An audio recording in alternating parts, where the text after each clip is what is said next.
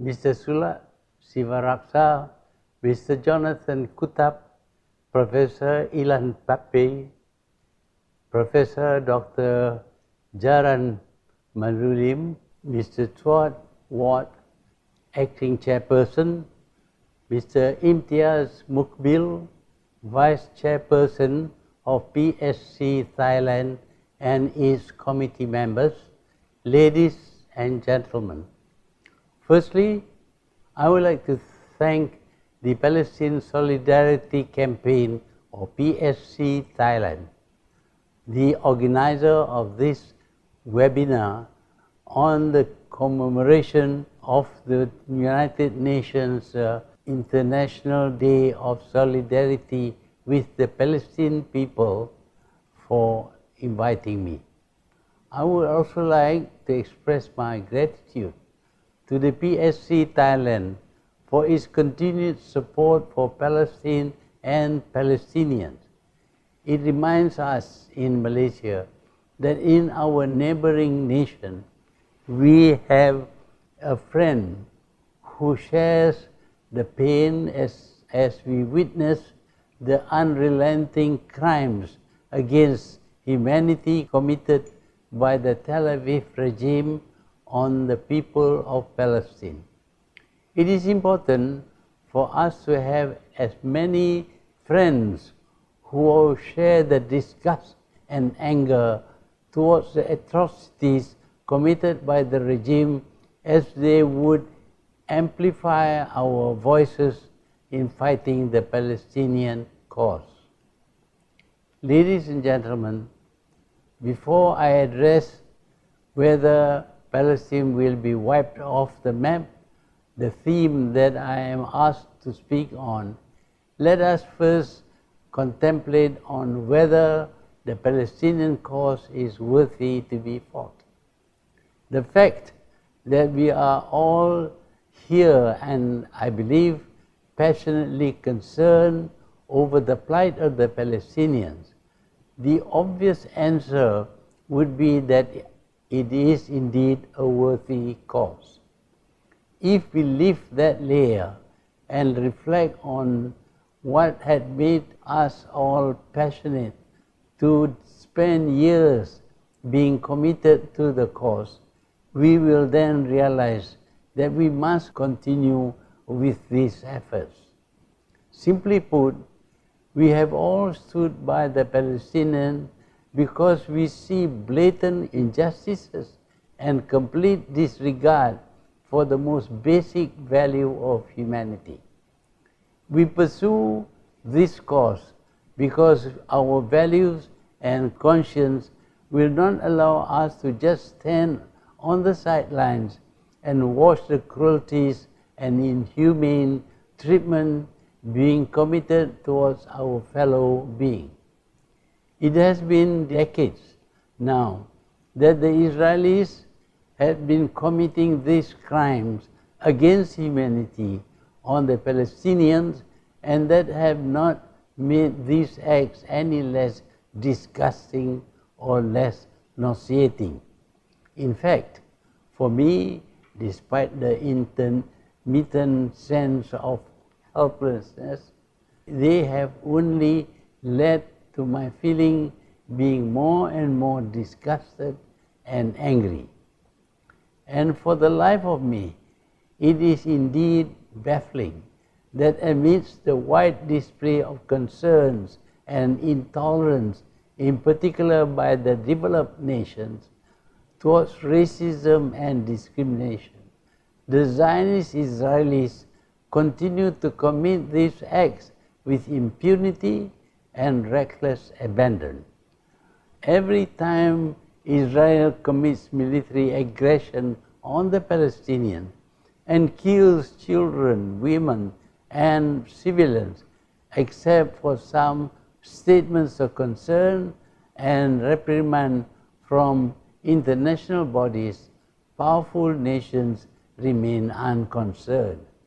Instead, some even choose to blame the Palestinians, accusing them of committing acts of terror and initiating the hostilities.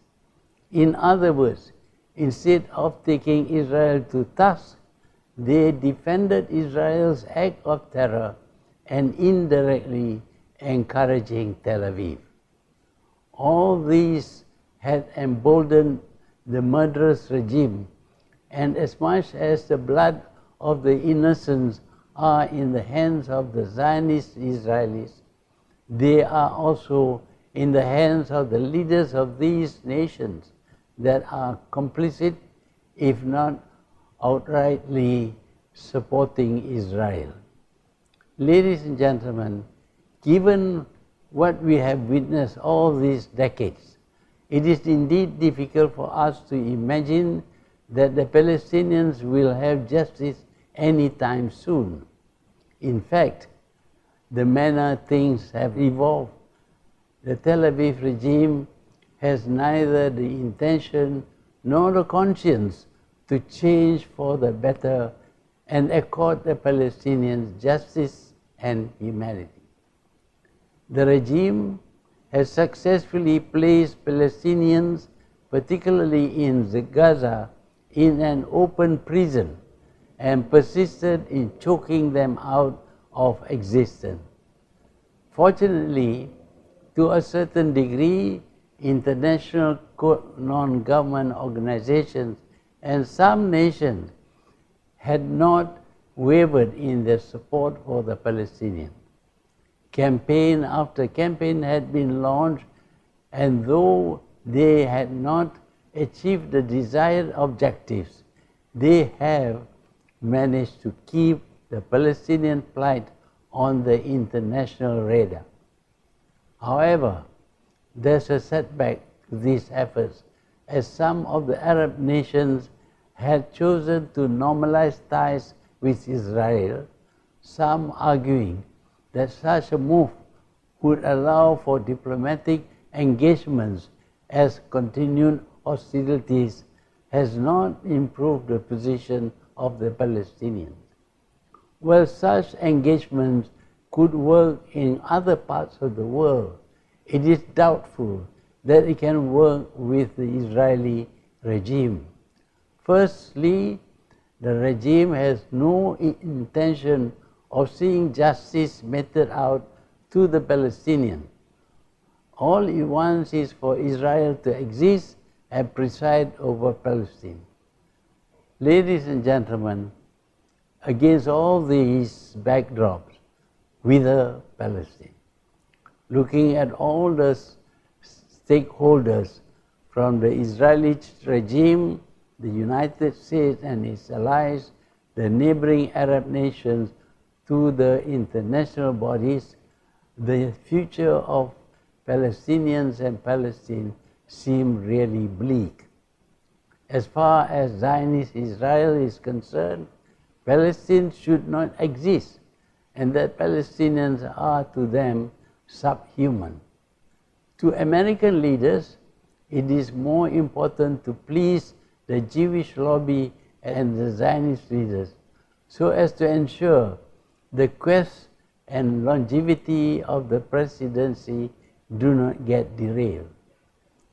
The consequence of this sees Washington pressuring the Arab nations to toe the line when dealing with Palestine, with Tel Aviv, and any attempts to stand up and be countered in the Palestinian cause will result in regime change.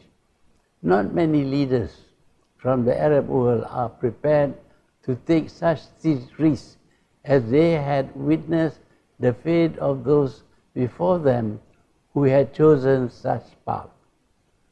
Even without having to analyze the politics and maneuverings, a mere look at what is left of Palestine since the formation of Israel is enough for us to conclude that all efforts are being pursued by Zionist Israel to wipe Palestine off the map. Ladies and gentlemen, much as what I have painted earlier doesn't make us become too hopeful for the future of Palestine, I do not think it is an inevitability.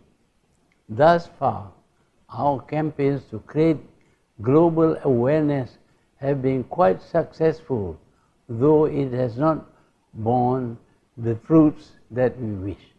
We have been able to defend the position of Palestine through these numerous campaigns, and we should continue taking every opportunity available in domestic and international platforms to expose the genocide being committed by the Zionist regime. Even at the bleakest hour, we must not allow the sense of helplessness to prevail, as that will leave the Palestinians at the mercy of the regime of their supporters. In other words, it is incumbent upon us to continue reminding the world that they had failed the Palestinians until and unless they put a stop to the Israelis. To some, it will not change anything, but to us, it is the least we can do for the Palestinians. By not doing so, it means that we have turned our back on humanity, on justice, and freedom.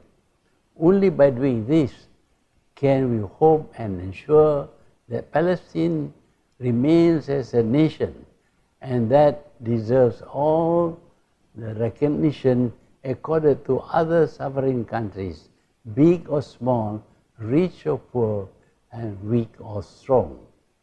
It is also important to note that we support efforts by developed nations and international sporting bodies taking their lead in their Black Lives Matter campaign and public pronouncements against racism and discrimination.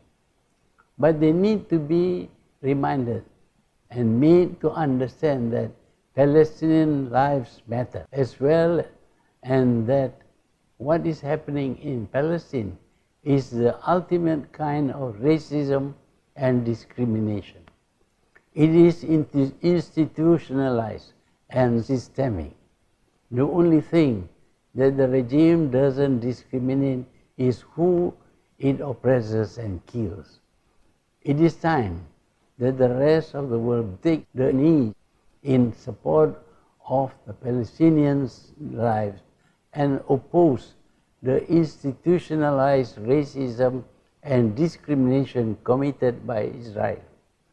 Otherwise, their campaign against racism and discrimination is quite hollow and selective. Thank you.